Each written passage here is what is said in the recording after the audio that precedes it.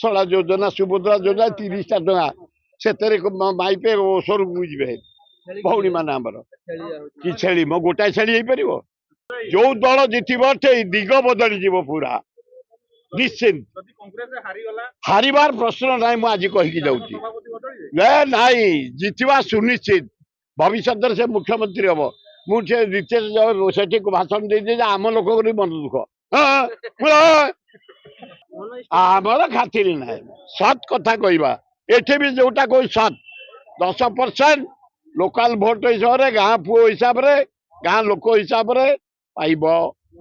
ଏଠି ଯେ ଜିତିବ ଶୁଣ ଏଠି ଯଦି ନବୀନ ଜିତିବ ତାର ପଞ୍ଚାୟତରେ ଭଲ ହବ। ଶୁଣବେ ନବୀନ ଜିତିଲେ ତାର ପଞ୍ଚାୟତରେ ଭଲ ହବ ଏମଏଲଏ ଏମପି ଭଲ ହବ ତା ଇମେଜ ରହିବ।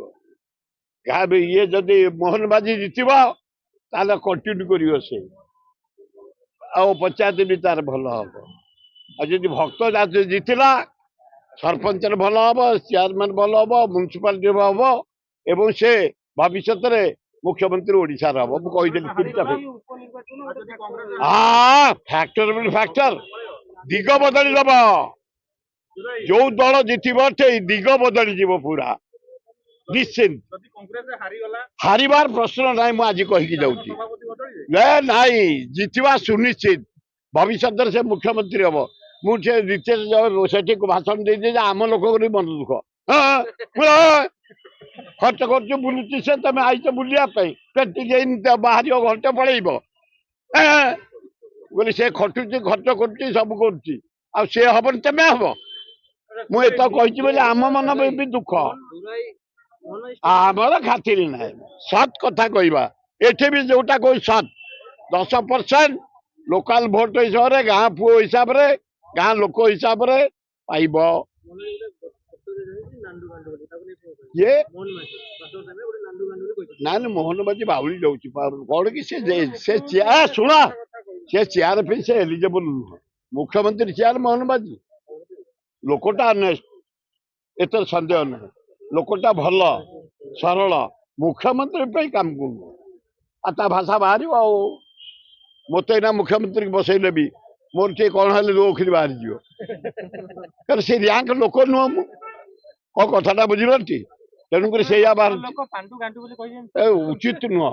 ତମେ ମୁଖ୍ୟମନ୍ତ୍ରୀ ତମେ କହିବା ପୂର୍ବରୁ ବିଚାର କରିବ କେତେ ବଡ ଭ୍ୟାଲିଡ ଚେୟାର ତମକୁ ଜଗନ୍ନାଥ ଦେଇଛନ୍ତି। ତମ ପରିସର ଏଇନା ଦୀପ ଦୂର ଦୂର ଜଳୁଛି। ଡିଜି ଆଇଲେ ସାଲୁଟ ଚିଫ ସେକ୍ରେଟାରୀ ସାଲୁଟ ତମେ କଣ କରୁଛ କି ଫାଇଲ ଗଣ୍ଡା ଆସିବ ତଳକୁ ମାରିବ ଦସ୍ତଖତ ତେମେ ହେଇଗଲ ଇସ୍ତାରେ ଦେଇଦବ। ଆଉ ପ୍ରେସ ବାଲା ତ ଅନେଇକି ବଇଛ ଆଉ ବାହାର କରିବା ପାଇଁ ଯୋଜନା ସଳା ଯୋଜନା ସୁଭଦ୍ରା ଯୋଜନା 30ଟା ଟଙ୍କା ସେଥିରେ ମାଇପେ ଓଷରକୁ ଯିବେ ଭଉଣୀ ମାନେ ଆମର କି ଛେଳି ମୋ ଗୋଟାଏ ଛେଳି ହେଇପାରିବ।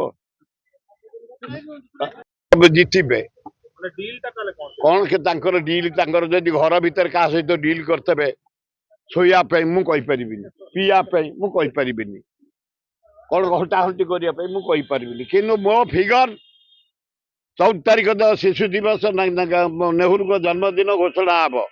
ଆପଣ ମାନଙ୍କୁ କହିଲି 30 ଭାଗେ ପାଇବେ ବିଜେଡି 30 ଭାବେ ବିଜେପି 30 ଭାବେ କଂଗ୍ରେସ ଭର୍ତ୍ତେଇ ଦେବେ ଲୋକ ବାକି 10 ଭାଗେ ଗାଁ ପୁଅ ଇନ୍ଦିରା ଗାନ୍ଧୀଙ୍କ କାମ ରାଜୀବ ଗାନ୍ଧୀ କାମ ଭକ୍ତ କାମ ଆମେ ସମସ୍ତଙ୍କର କାମ 10 ଭାଗେ ଭୋଟ ପାଇ ଘାସିରାମ ଖୁସିରେ ବିଧାନସଭାକୁ ଯିବେ। ଏ ରିପୋର୍ଟ ମୋର 60 ବର୍ଷର ଅଭିଜ୍ଞତା।